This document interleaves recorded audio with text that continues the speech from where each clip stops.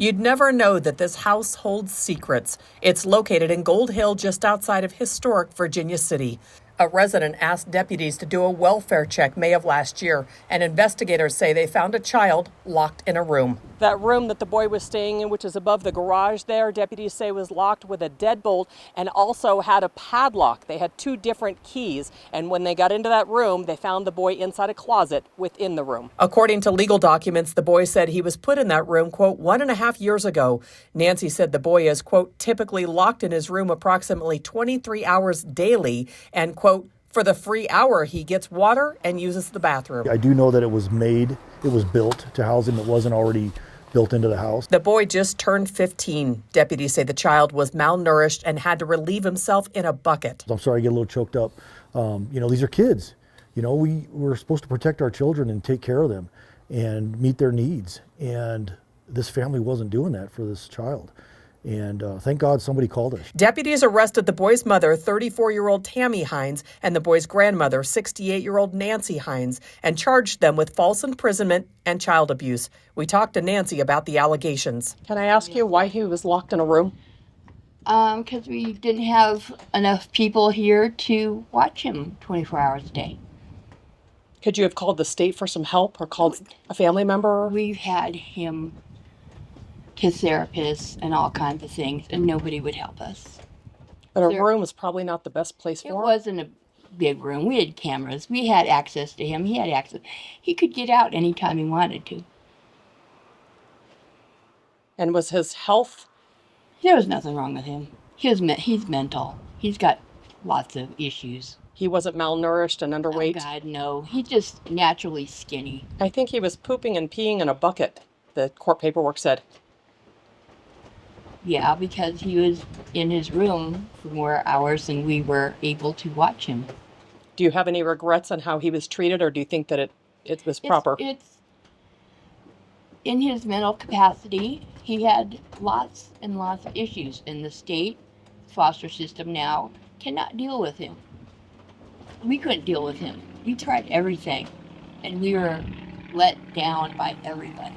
Nancy Hines said the boy was in treatment and on prescription drugs at 8 years old, saw a psychiatrist and counselors. She said one reason he was locked up was because he stole things from the neighbors and from the school.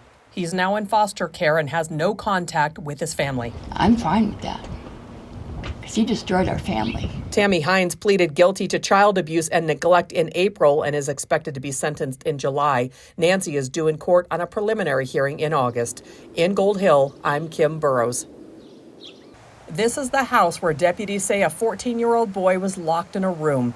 A welfare check in May of 2024 exposed what was allegedly going on. I was upstairs. It was over the garage, this room, and it was built specifically to hold this child. Deputies arrested the boy's mother, 34-year-old Tammy Hines, and the boy's grandmother, 68-year-old Nancy Hines, and charged them with false imprisonment and child abuse. Deputies say the boy was malnourished and relieved himself in a bucket in the room, according to legal paperwork. He told deputies that he was locked up in the room for 1.5 years. We talked to Nancy, who said her now 15-year-old grandson has, quote, mental issues and stole from neighbors and the school. Can I ask you why he was locked in a room? Because we didn't have enough people here to watch him 24 hours a day. Nancy tells me her grandson has seen therapists, counselors, and been on medication and says they didn't get enough help. It was just a matter of no support from anybody. We were dealing with this since he was a very young child. The boy has been in foster homes since he was taken from his family in May of 2024. Denise Gallagher and her husband were one of those homes. She says the child has been in 7 homes and 5 schools in the year since his rescue. We did see a great improvement over the time that he was with us. He was with us from October until January.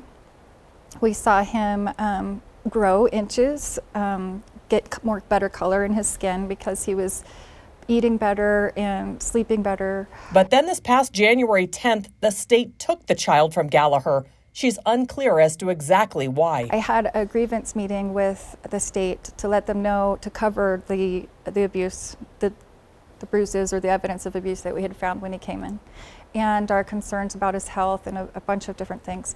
And at that time, the expression was that we were doing a good job, and thank you.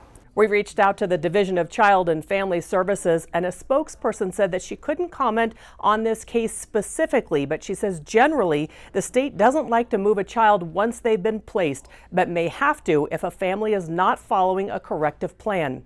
The state said a child could be placed back in a home again, and that's what Denise Gallagher wants. Him expressing interest in us adopting him, and that we have full intention to adopt him, whether it's through the foster program or after he graduates out of it at 18. You know, like, we're always there for him no matter what. Kim Burrows reporting.